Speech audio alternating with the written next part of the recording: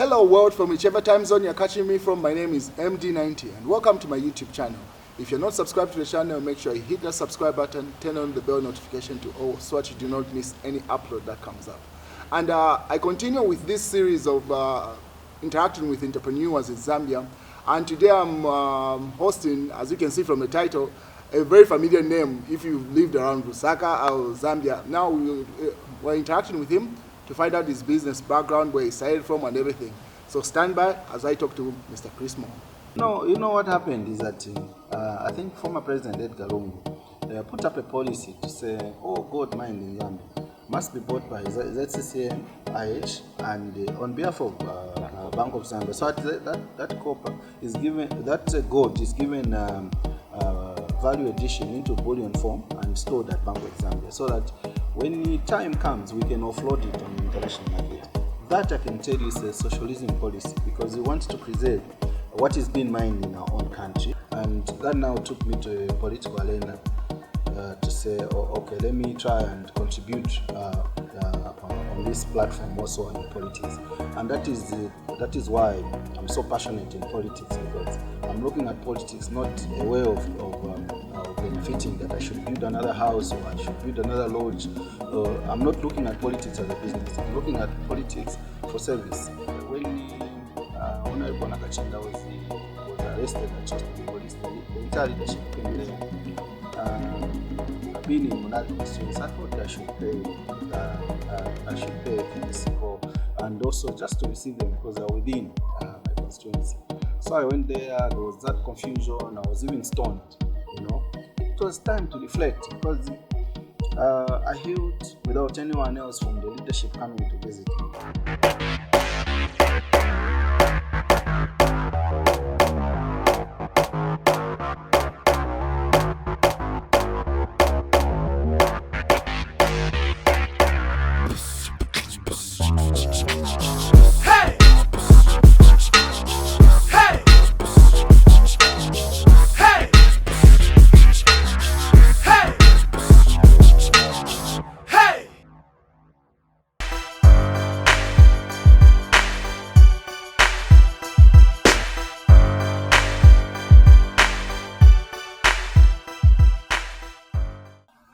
Welcome, sir.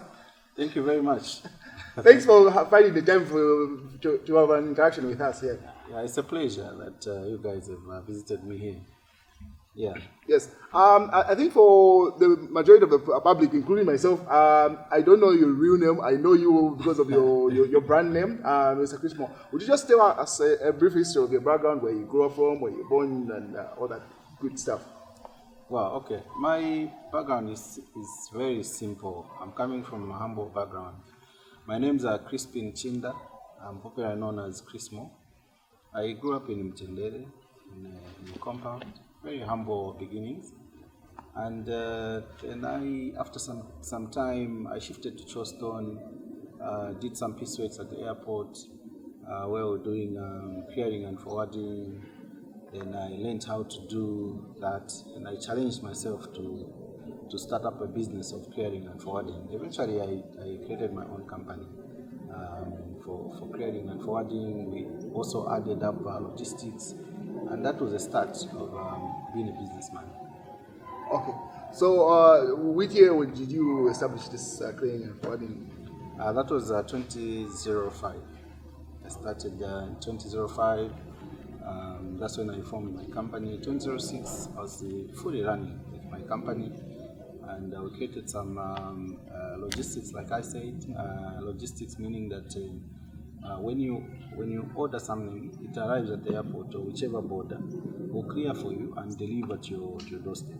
And that is what we're doing, and those are the logistics. So, from a client, you tend to create a one-stop shop for the client, that the client only pays, you do everything and deliver to the doorstep of the client, and that is the service that we're doing. I did quite very well on that. I was able to make quite a number of clients, and I made something, yes, from there, yes, and I started diversifying. So how long did you run this, or do you still run the clearing? I've stopped clearing and forwarding because time comes where you decide, you sit down and you look at things that you've done, and you relax a bit because business is so involving that you can't have your own life. That is one thing that I've learned in business, and money is never enough. Oh, yes. So if you keep on busy, making yourself busy every time, you neglect some of the things, like maybe your children, because you spend most of your time out. Just local things, you won't even know them.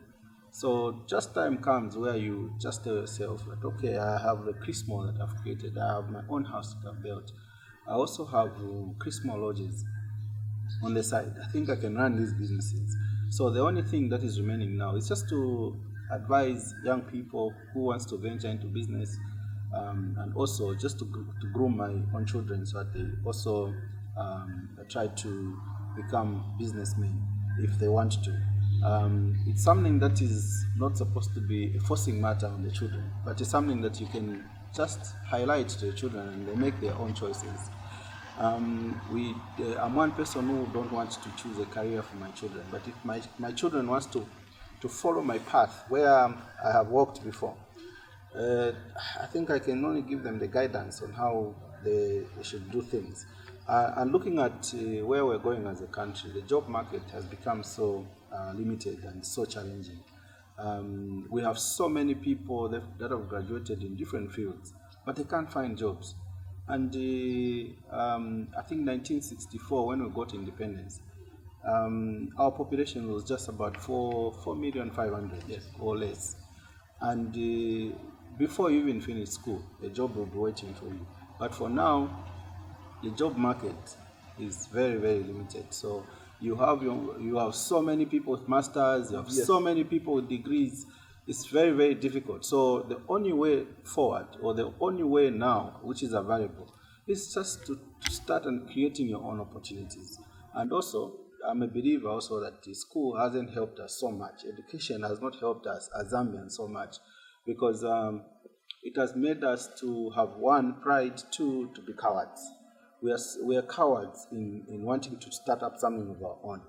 And then when you get a job, you have maybe a good job, you have a well-paying job, you tend to have that pride. It gives you that pride that you don't want to mingle with some of the people that have grown up in the community like that. But business, you mingle with everyone. So, Yes. like from this clearing agency, when did you said you diversified? When did you establish the mall and then the place where you have a lodge right now? Yeah, so I started in 2005, 2006.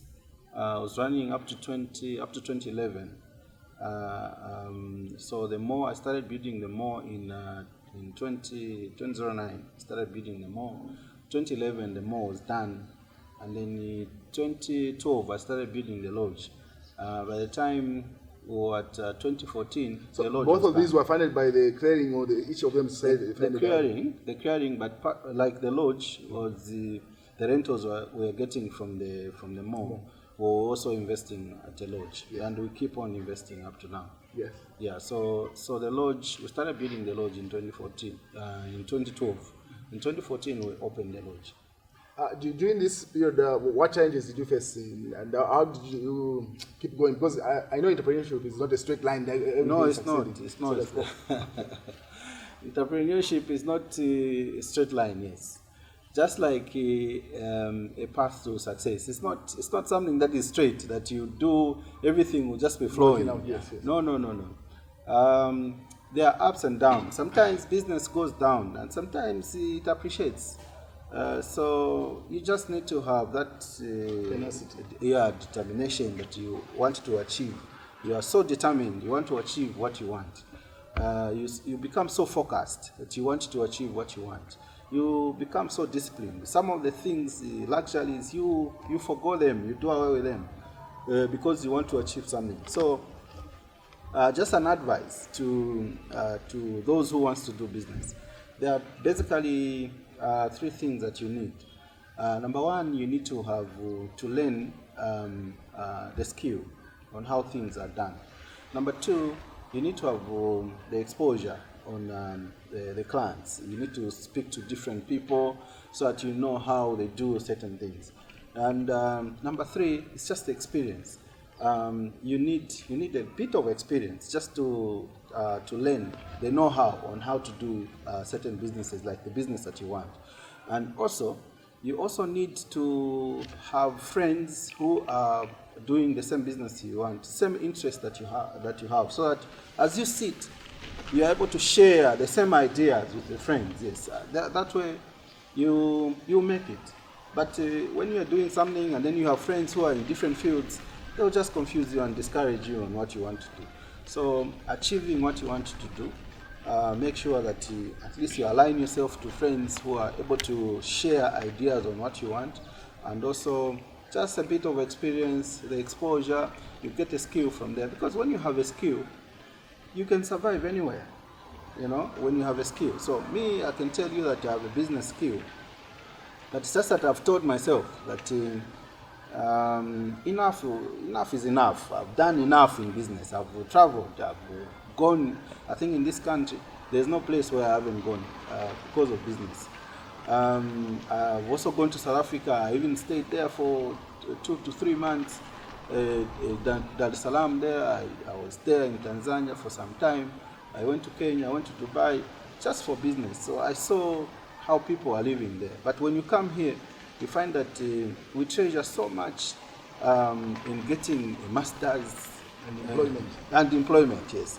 So that is something that we need to change. I think as Zambians, we need to look at how do we create our own opportunities. Even if you are educated, education is very good, yes, but you need to have that zeal of creating something of your own, so that you start running a business and make sure that you grow that business and benefits you. So I've seen, apart from the passion for business, I've seen that you are now have the passion for politics. How did it start, and what made you go into politics? Yeah, it's a question, like I said, that you are doing business. You've achieved certain things. You've hit certain milestones. And then you start asking yourself a question to say, the family will remember me for the things I've done for them. The community will remember me for the things we've done together in the community. But what about the people of Zambia? What about the society? What is it? I'm still energetic. I can still contribute. And that now took me to a political arena to say, okay, let me try and contribute on this platform also in politics. And that is why I'm so passionate in politics, because I'm looking at politics not a way of benefiting, that I should build another house or I should build another lodge. I'm not looking at politics as a business. I'm looking at politics for service. So I joined politics in 2014 in the PF, Patriotic Front. I never held any position in the PF. Actually, I spent more in the like politics. In Yes, the party and yes, because mainly it was a community. Like I said, I grew up in Mtendere, which is Munali constituency, and I've been asking myself a question that look, if all of us, when we grow up, we go and settle in other constituencies instead of a home constituency, we do businesses from other constituencies instead of our own constituency. So that's why you see that Chris Moore in Charleston is in Munali, here where we are is in Munali, and I also stay in Munali constituency. So it is us, the people of Munali, who can develop the constituency. So I've been doing quite a lot of community works in the constituency, just to appreciate the people and that to encourage people that we can do a lot of things together. Okay. Yeah. So before I ask the plans you have for the constituency, I also saw the defection from PF to the socialist. What made you move to socialism? Well, again, I had to make a decision, because sometimes in politics you may feel like you're not being appreciated. But again, a decision has to come. I have nothing, I have no regrets having served in PF for what I've done. There are very good people in PF. we had a very cordial relationship with the members in the PF and the leadership in the PF. I learned a lot of things in terms of politics in the PF.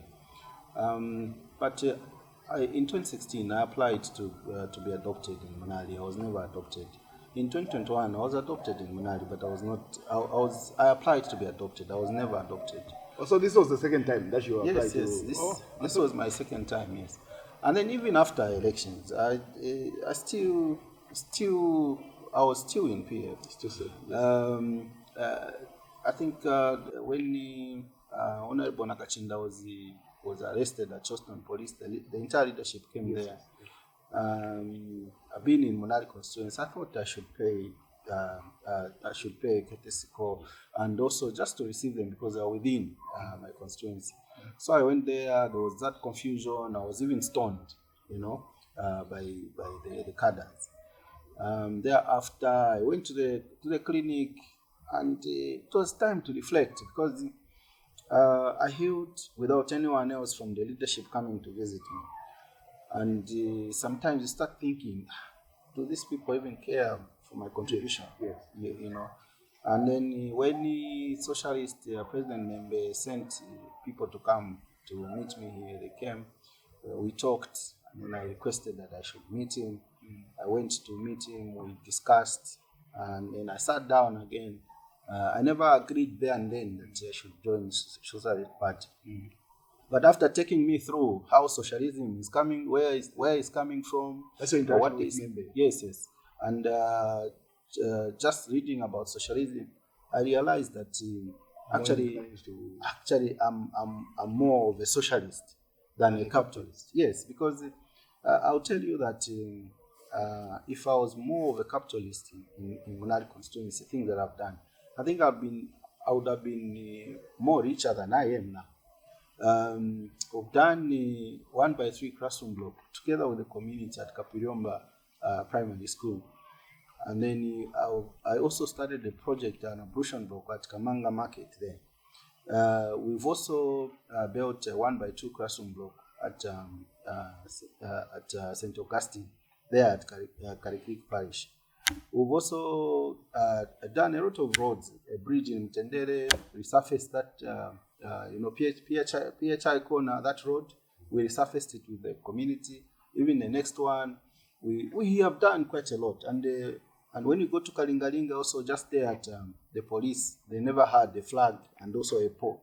So I had to put up a flag, to put up a pole and put a flag and also a signpost. Because initially the police was where Kalingalinga Mall is. Yes. Yeah, so the investor, I think, was told to pledge to build another police somewhere. But there was no signpost. People didn't know where the police was. So I took it upon myself to say, doing this for the community. And all that is money that is spent, yes. So if I had the mind of a capitalist, I think I wouldn't even have accepted that I haven't been adopted, so let me go as an independent.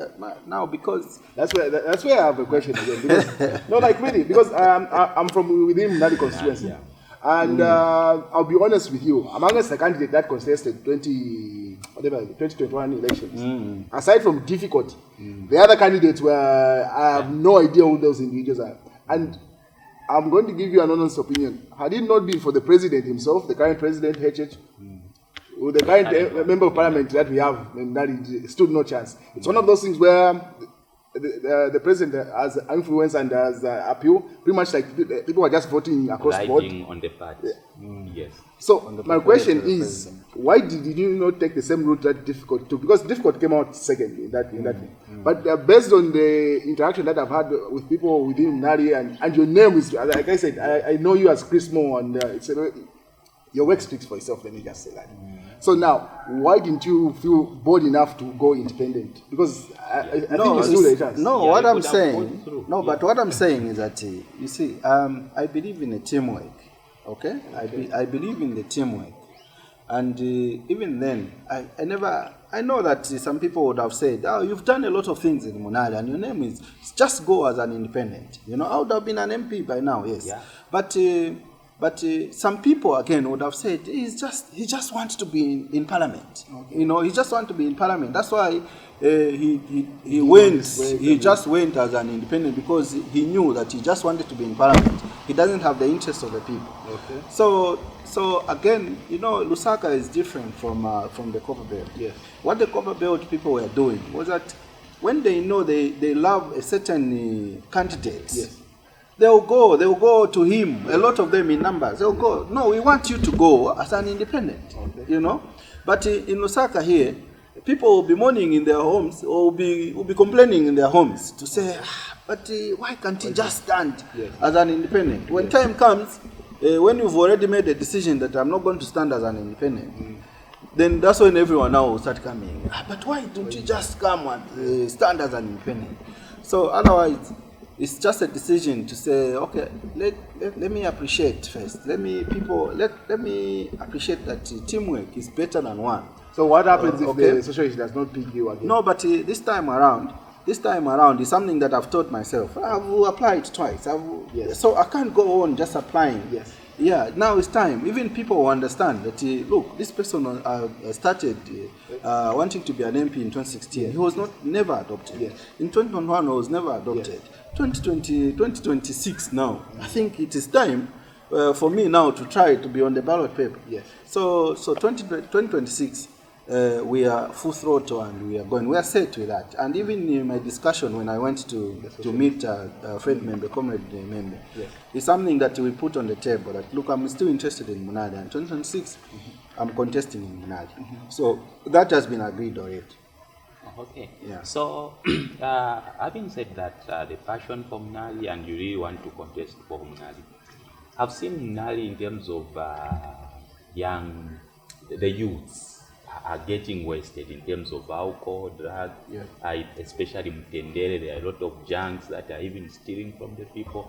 Even before you become an MP, what are some of the ideas you've got to redeem the youths, to make sure that the youths that we want to save don't get wasted until, instead of us waiting for 2026, what are some of the plans you are doing or you have for Munali youths? Yeah, you need to understand the problem before you find the medication to it. Yeah. Even if you go to the clinic, I think the doctor or the nurse will ask you when you had the headache the first time before it became severe. So I'm one person who understands these junks. Prior to 2021, I visited all the dens where these guys are found. I think I'm the only candidate who visited these guys there. I visited them in Tendere, I know where they are found. I visited them in Counter Square, I know where they are found. I visited them in Karikirika, I know where they are found. Yeah, but the major has also got a number yes, of youths. so but the major problem that is there is that there's that peer pressure that comes when these guys are just growing up. And then when they go there, I think society also distances itself from them. Yes. From them. And then kunkala chegwitana na chat, kuja kwa junk kuja. But your child is there. Yeah. Kunkala chat, kuja kwa junk, waza kumenya, waza shitabanje. But having spoken to them, I think it's something that I understand that even them, they are willing to change. There's no leader that has visited them there. We have all neglected. It's like it's a society on its own. Yeah. So what I want now is just to connect with them so that you go there, you counsel them. Some of them actually reformed. Some of them came out from those dens. They came out. They're actually good guys. When I go to Sawasawa in Counter Square, when they see my car, not the car that I'm driving now, but the car that I used to drive then, because that's the car they got used to it.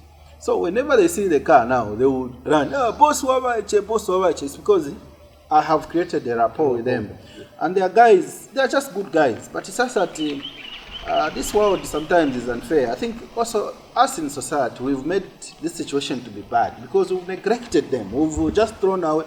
Tinasamba chekumanja chenjira ejapirato itanika dish sambe moche kumanja uyu muntu sari mmanja matu.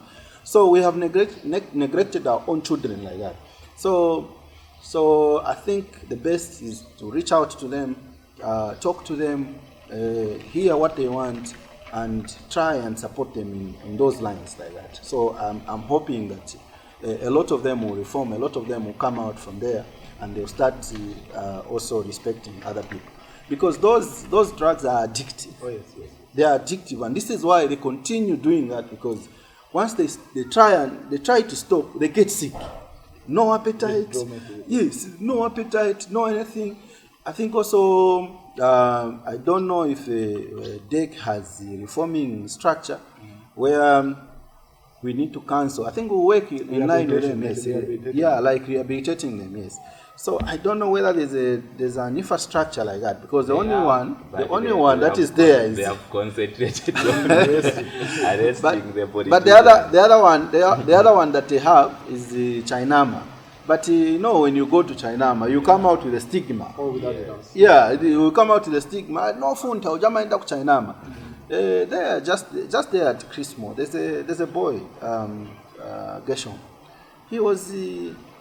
Him ended up in Chinama. Enza kupita na road ya namba che kufunta cheja ufuntiratu chana. But the guy is okay now. You know, he will tell you a story. So yesterday when I parked there, he even came to my car. Boss, one pasa ko chena nka job kali ka permanent ngastinga ko permanent. You know, such. But I was encouraging him, continue doing my piece works. Nikaona ati wachinja zona wachinjirira then nzaka kutenga so that you come back to the so I'll be moving throughout the country just to mobilize for the party. But the constituency to start with, it will be Munali constituency, because I need all of us to be united. I need all of us to be working together. One of the policies or beliefs for socialism is we call ourselves comrades, because we don't want to have a class which is higher and a class which is lower. In any organization, there's just that leadership. So when there's that leadership, you just lead, and you don't become a boss. You just become a leader. And in some of the things that we've been doing, like resurfacing of the roads, I was also working with the community. Yes. So that is the socialism belief. Yeah. So we just want to see how we can work together in the community, and I want to encourage our people that for now, I think socialism is the best, because look, if you want to develop this country, our economy is not in our hands. You and me, we have no say to the economy. The economy is in the foreign hands, those people with the money. But when you have your own government, and then you start your production or you start your business, and then you have a government that is going to support you so that you can grow, it's a good thing. America itself, even if it's a capitalist setup, but you have Ford. It should be Henry Ford. Those vehicles were Ford, supported by government. There are many individuals that have been supported by government, and they've become billionaires. So even here, we need to have our own people, because when you have the money, you spend it within Monarch constituency, isn't it? Because that's where you stay. Yes. When you have the money, you spend it within your home, because you stay there. But when you are a foreigner and then you get the money, you spend it to your home, where you're coming from. Yes. So socialism is about promoting your own home, trying to find local solutions for the challenges that you have within your space. In fact, even the Bible says that you cannot go and pick a speck in your brother when you've got a log in your... Imagine. Do you have a final question before we wind up? So a final question is, socialism, I think it received a lot of attacks from the West. So in terms of attacks from the Americans and other capitalist countries, because we know most business here are properly dominated by capitalists, I think socialism would be fought right, left and center. What have you put in place to make sure that you convince the people that Zambia needs a socialist kind of economy for it to? You see where we're coming from. Indeed, socialism or socialist policies have been fought, and people have been killed. I'll give you an example of look at Gaddafi. Gaddafi had that heart of wanting to develop his own country. There's nothing wrong that Gaddafi did. I was just watching some channels this morning. They have two governments now, on the east there's another government, on the west there's another government. So ukapanga mlandu kukuside utabira che kukuside nishwa kushita protect. Ukapanga mlandu kukuside, but that country has become ungovernable. You can't have a country like that. But that country was united, and all of us were admiring, yes, to be in Libya. But because of the capitalists, they went there. They will name you. They will give you names. It's a dictator. It's what, and then they start causing that confusion and make the country to be ungovernable. In Africa, here just nearby Congo, we had a socialist prime minister in the name of Patrice Lumumba. He said he wanted to use his own natural resources, but because of the same imperialist, looking at how rich Congo is, they killed a lot of people, and eventually they even killed him. Yeah. There's no grave for Patrice Lumumba because he was cut into pieces and he was thrown in sulfuric acid. That is a sad story that comes out from there. Then in South Africa we had Chris Hani. Chris Hani was more popular than Mandela. He fought the whites, but he was killed. We have even here Cecil Rhodes killed a lot. They killed a lot of people. So when you look at in Africa, because Africa was just a bush, and these people that when they came to do the scramble for Africa, they came with their armies to come and kill. They were so aggressive. They were killing whoever they find. But we have hope in China, because China is a socialist country, and China has its own technology. China controls its own assets. China has everything on their own, and everyone wants to do business with China now. Russia is able to survive on many sanctions today because they have their own treasure, which is the gas and the oil. They are able to control it. They are able to make money out of what they have. I was just watching again this morning that Russia has gold. They have gold, and last year alone they realized, or they sold about $19 billion, which they raised through gold in Russia. But here Zambia is known as a copper producing country. But do we have any mine which is for Zambia? There's nothing. You see, we have been living in this capitalistic governments from 1991. But what is it that we can boast about? We have named our own football team, national team, as Copper Bullets. But do we have any copper? Some of us have never even seen copper, maybe. Maybe you've seen it in your hands. On TV. Yeah? Wow. So what we are talking... You conclude. I was also reading a scenario where China holds in reserves copper that will sustain them in the next 10 years. You see? As a country where we mine copper, we don't even have reserves for copper. You see? We are busy. Is it now when Bank of Zambia is now buying a bit of gold? No. Copper, the one that we mine here, we don't even have reserves for it. You know what happened is that I think former President Edgar Lungu put up a policy to say, all gold mined in Zambia must be bought by ZCCM, IH, and on behalf of Bank of Zambia. So that copper is given, that gold is given value addition into bullion form and stored at Bank of Zambia, so that when the time comes, we can offload it on the international market. That I can tell you is a socialism policy, because we want to preserve what is being mined in our own country, store it at Bank of Zambia, and it's one way of also keeping our reserves. It's one way of raising the foreign exchange. It's one way of stabilizing our exchange rate. So that now with this new government has given that mine to a South African company to mine the gold and export to wherever they want. So these other mine companies that we have, they will export. Once they export, the money they get, they will take them to the offshore account, and when they want, they can come back and say, we want to invest an extra $2 billion in the mines.